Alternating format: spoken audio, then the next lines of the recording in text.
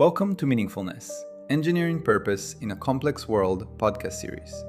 I'm Djeff B., Principal Architect at Meaningfulness Media Group, where we build rigorous frameworks to uncover objective meaning through authentic connection, ethical systems thinking, and responsible stewardship in an age of AI and informational chaos.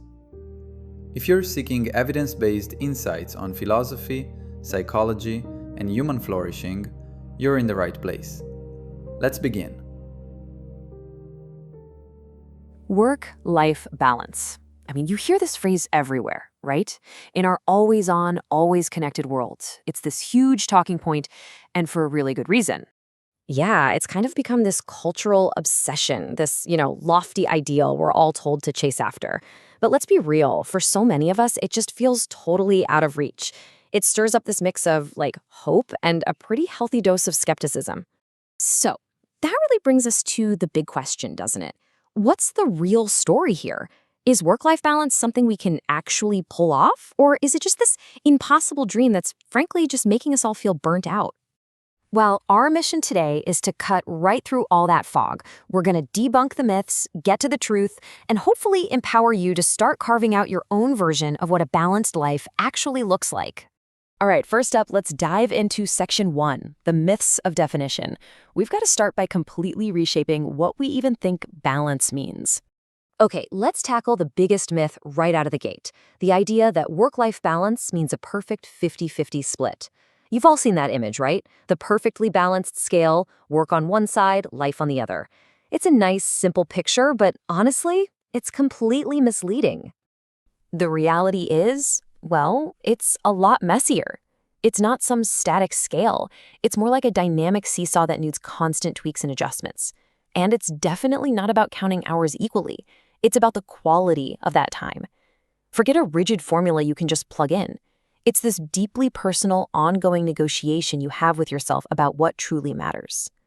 Okay, myth number 2. This is a big one. It's the fantasy that a balanced life is a stress-free life.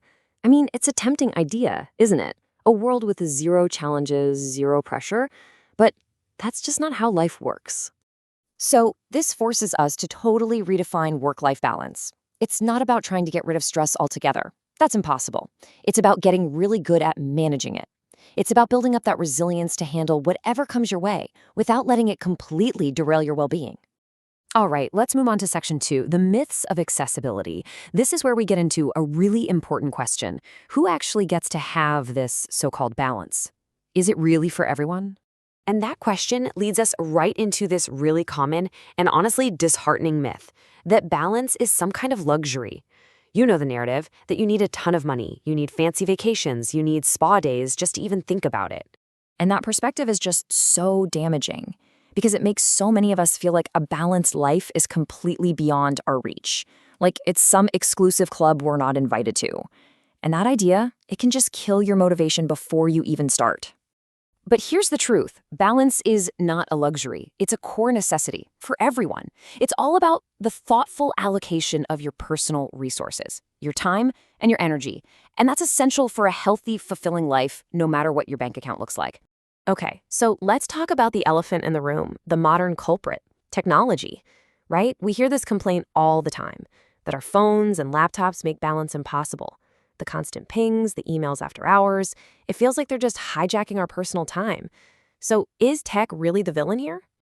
Well, here's a bit of a twist. The reality is that technology itself isn't the hurdle. It's a tool.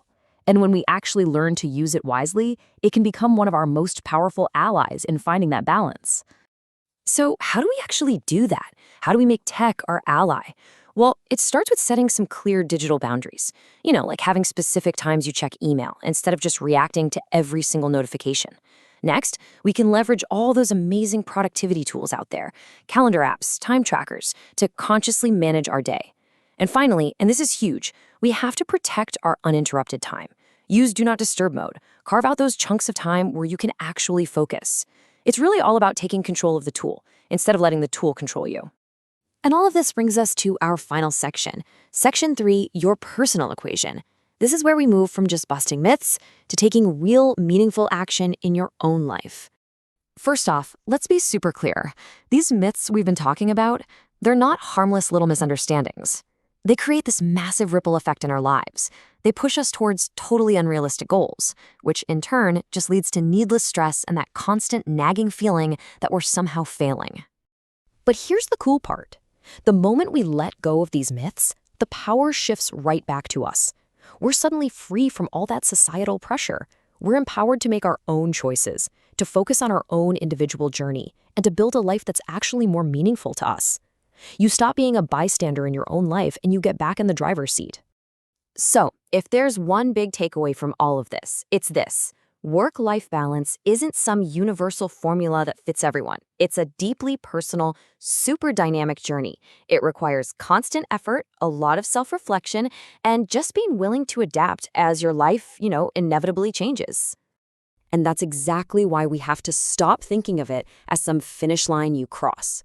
Reaching a state of balance isn't a mission accomplished moment where you can just check a box. It's an ongoing journey. But it is, without a doubt, a journey worth taking. And that leaves us with one last, kind of provocative thought. Maybe the goal isn't just balance. Maybe the real goal is meaning. So the question I want to leave you with is this. What does a truly meaningful life look like for you? That's all for this episode. Thank you for joining me on this exploration. If these ideas resonate, continue your journey toward objective meaning and authentic connection at meaningfulness.com.au, where you'll find materials and resources to engineer purpose in your life. Until next time, let's build something meaningful.